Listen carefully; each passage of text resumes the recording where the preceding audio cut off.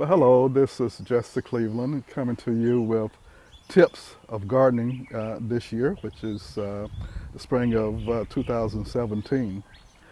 Normally, this time of year, I concentrate my efforts on making sure that my garden is clean. I try to clean all of the debris out and making sure that prior to having my garden turned over, which generally will be anywhere from 12 to 15 inches in preparation for my summer growth.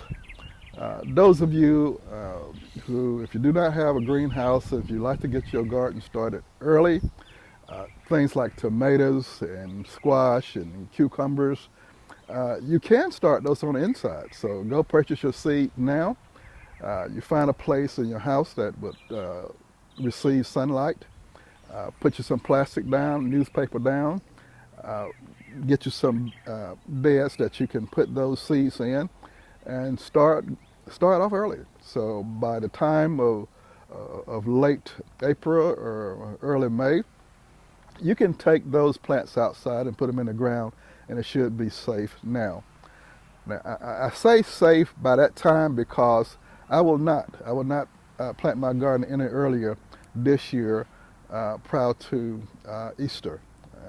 After Easter, I'll check the weather forecast to see whether or not we're having severe weather coming into this area, and then I would make the decision as to what I would put in the ground at that time so that I can have a healthy garden.